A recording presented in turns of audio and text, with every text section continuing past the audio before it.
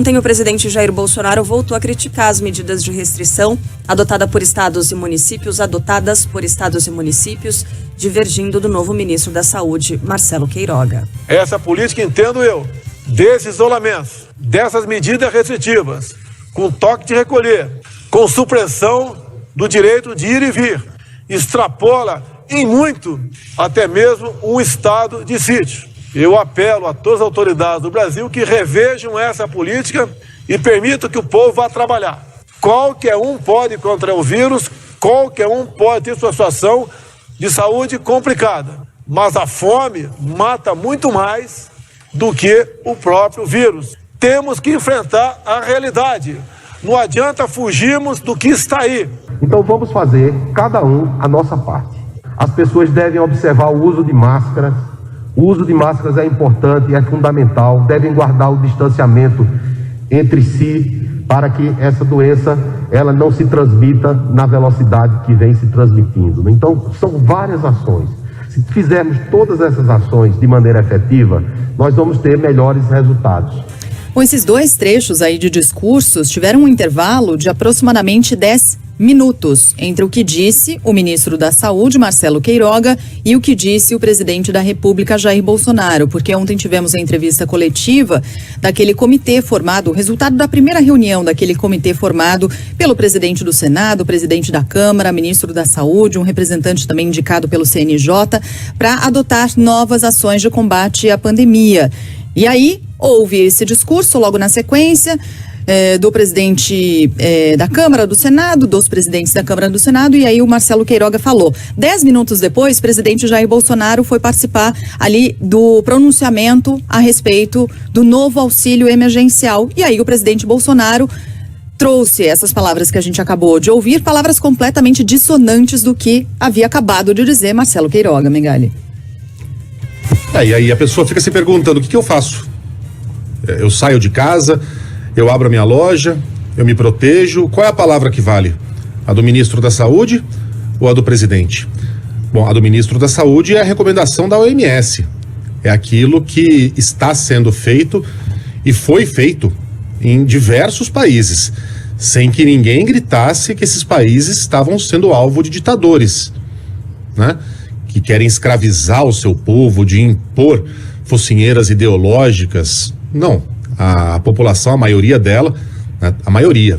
Também houve muitos protestos na Alemanha, houve protestos na Grã-Bretanha, na Holanda, não é? Que essas medidas também são aceitas placidamente por 100% da população, né? E o que vale no Brasil, nesse caso, vale também em qualquer outro país, né? São medidas duras, desagradáveis, que muitas vezes realmente impede pessoas de trabalharem, mas é o que temos. Não tem ninguém satisfeito com a situação atual.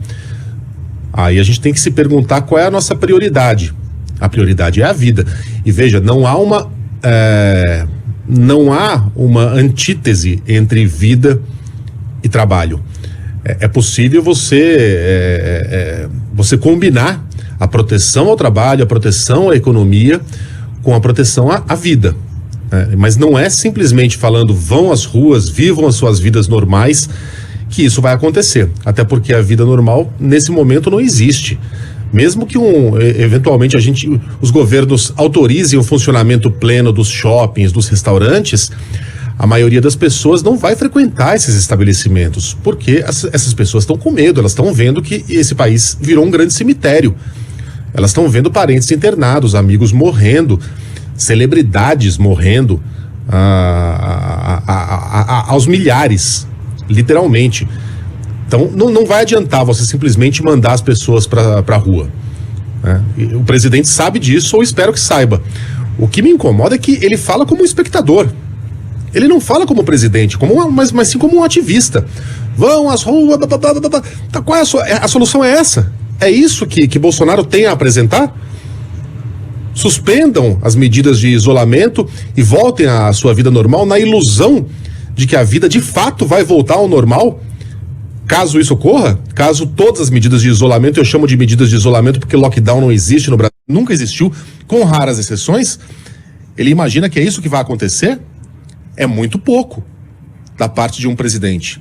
A gente espera mais soluções E a gente sabe que não é uma situação fácil. Agora, o isolamento funciona. A gente está vendo aí Araraquara, no interior de São Paulo, que estava numa situação desesperadora, fechou tudo durante 2 semanas e hoje não há mais fila nas UTIs.